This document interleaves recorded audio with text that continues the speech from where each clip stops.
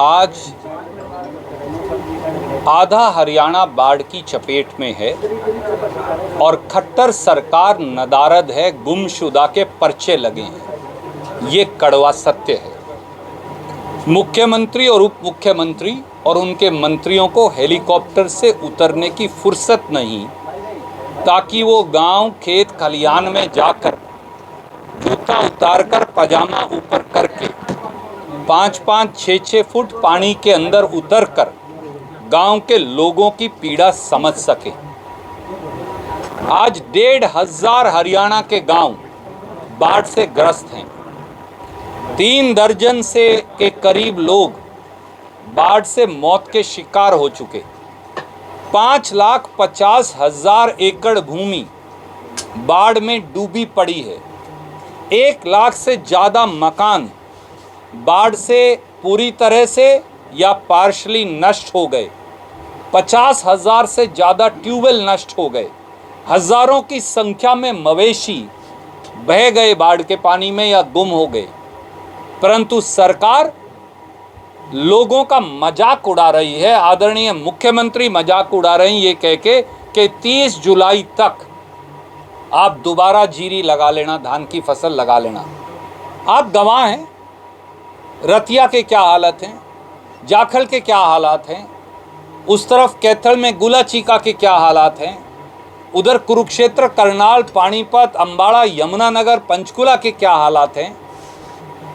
अगली गेहूं की फसल तक भी जमीन शायद गीली रह जाए और गेहूं की फसल ना लग सके।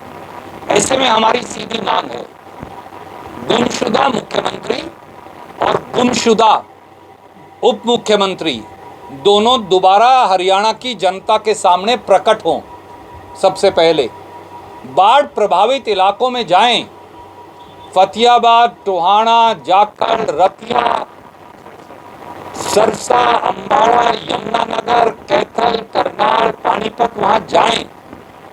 मौके पर जाकर लोगों की समस्याएं समझें। मारकंडा नदी, मार्कंडेश्वर जी ने अपने तट बांध तोड़ दिए, घग्गर ने अपने तट बांध तोड़ दिए, यमुना के तट बांध अनेकों जगह से टूट चुके, सरस्वती जिसे हम कह देते हैं उसके तट बांध टूट चुके, और अब और घग्गर में और अब भतनीकुंड बैराज से और पानी आ रहा है, क्योंकि पिछले 48 घंटे में ऊपर बहुत बारिश हुई है और पेरीफ्री में भी बहुत बारिश हुई है। 30,000 रुपया प्रति एकड़ मुआवजा बगैर विलंब के अगले 15 दिन में इस सारी भूमि जो 5.5 लाख एकड़ है इसके लिए दिया जाए। मरने वालों को 20 लाख रुपया दिया जाए। 50,000 से जो अधिक ट्यूबवेल नष्ट हो गए उनकी 40,000 रुपया प्रति ट्यूबवेल मुआवजा राशि दी जाए। जो गरीब हैं हमारे SC और BC के भाई, उनको मकान की मुआवजा राशि के अलावा कपड़े, बर्तन खरीदने और ज़िंदगी की शुरुआत करने के लिए 30,000 रुपया प्रति SC BC परिवार दिया जाए। हर मकान का मुआवजा कम से कम 1 लाख रुपया दिया जाए। बाकी का मुआवजा एक्चुअल एस्टीमेट के ऊपर हो, क्योंकि 1 लाख से कम का नुकसान तो किसी मकान में है ही नहीं। और सरकार ये बताए कि बाढ़ रोकथाम की प्लान क्या है। सच्चाई ये है, अगर मैं एक बात और जोड़ना चाहूँ, ये प्राकृतिक आपदा तो है ही, पर ये खट्टर सरकार निर्मित आपदा भी है। ये हरियाणा में बाढ़ का प्रकोप केवल भगवान का दिया हुआ नहीं, ये खट्टर साहब और दुष्यंत चौटाला का रिटर्न गिफ्ट है हरियाणा के लोगों को, जो उन्होंने उन पर विश्वास व्यक्त करने के एवज में दिया है।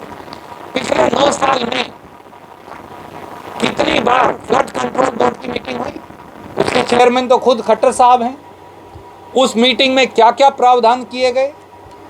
हर बार बारिश के मौसम से 3 महीने पहले फ्लड कंट्रोल बोर्ड की बैठक होनी चाहिए, ये कानून है।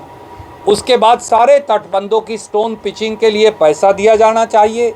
सारी ड्रेन्स, सारे जितने और हमारे जो पानी की निकासी के रास्ते हैं समेत ये जो हमारी मौसमी नदियां हैं, इनमें JCB मशीन लगाकर गाद निकाली जानी चाहिए। इसके साथ साथ मनरेगा के तहत गरीबों को भी काम मिलता है, इनकी साफ सफाई का काम होना चाहिए।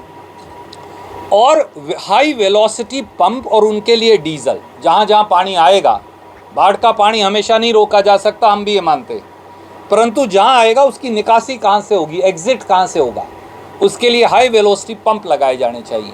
पर खट्टर सरकार सैकड़ों करोड़ रुपया आए साल बाढ़ के नाम पर लुटवाती है, पर सब शायद भ्रष्टाचार की भेंट चढ़ रहा है, क्योंकि ज़मीन पर तो पहली बार बाढ़ आई 9 साल में, तो खट्टर सरकार की बदइंतजामी, नाकामी, निकम्मेपन और नाकारापन सब सामने आ गए। कोई प्रश्न आप नहीं है मित्र, 0 + 0 = 0 होता है। भाजपा 0, जजप्पा 0, उसका जो सामने योग होगा 0, क्योंकि मैं तो बहुत मैथमेटिशियन तो नहीं हूँ, पर बेसिक मैथमेटिक्स तो मुझे आता है हिसाब। तो 0 + 0 = 0। लोग भाजपा जजप्पा को नकार चुके हैं, मन से, वचन से, आत्मा से। क्या लगता है सर? देखिए, कांग्रेस की टिकट का फैसला श्री मल्लिकार्जुन खड़गे जी, राहुल गांधी जी और कांग्रेस की केंद्रीय चुनाव समिति करेगी। हमने ये बार बार कहा, मैं फिर दोहराता हूँ, हम केवल दोनों भाई और हजारों और साथी केवल सत्ता की लड़ाई नहीं लड़ रहे, हम व्यवस्था परिवर्तन की लड़ाई लड़ रहे हैं। देखिए, मुझे लगता है प्रतिस्पर्धा जो होती है उसको आपसी मतभेद कहना अनुचित है। मैं ये मानता हूँ कि राजनीतिक प्रतिस्पर्धा राजनीति में स्वाभाविक है। आप भी देखिए, यहाँ कम से कम 35 से 40 कैमरे हैं। क्या मैं कह सकता हूँ सिर्फ आपका कैमरा रहेगा, इन सबको निकाल दिया जाए? नहीं, इन सब की अपनी अपनी जगह है। ऐसे ही राजनीति में हर नेता का अपना एक स्थान और जगह है। हम एक दूसरे का आदर भी करते हैं, कांग्रेस के नेतागण, और हम एक दूसरे के साथ हाथ से हाथ पकड़कर, कंधे से कंधा मिलाकर चलने में सक्षम हैं। हमने ये करके दिखाया। स्वीकार करते हैं कि कांग्रेस जो प्रदर्शन हुआ था, आपको ये स्वीकार करते हैं आपके कांग्रेस में प्रतिस्पर्धा है? अगर प्रतिस्पर्धा किसी दल में नहीं होगी तो वो दल खत्म हो जाएगा, मर जाएगा। प्रतिनिधि में बदलाव का द्योतक है, सूचक है, आगे बढ़ने का रास्ता है। मैं कितनी ज़्यादा सेवा कर पाऊंगा, और क्या बलजिंदर ठरवी मुझसे बेहतर सेवा कर सकता है, और क्या विनीत पूनिया जी हम दोनों से भी बेहतर सेवा कर सकते हैं, इसे राजनीतिक प्रतिस्पर्धा कहते हैं। कोई इसे सत्ता प्राप्ति का माध्यम मान लेता है, हमारे लिए ये सेवा का माध्यम और रास्ता है।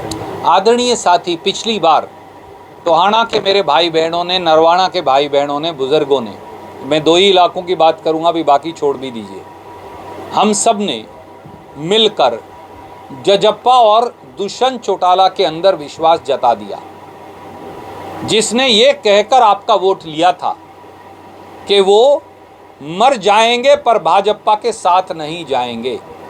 वो तो कहते थे खट्टर साहब को यमुना पार करवाएंगे, और खट्टर साहब कहते थे कि दोनों भाइयों को जेल भिजवाएंगे। पर हुआ क्या, ये लोग देख रहे हैं, और लोग भगवान हैं। वाहेगुरु परमात्मा लोगों के अंदर बसता है, और वो हमेशा न्याय करते हैं, कभी माफ़ नहीं करते।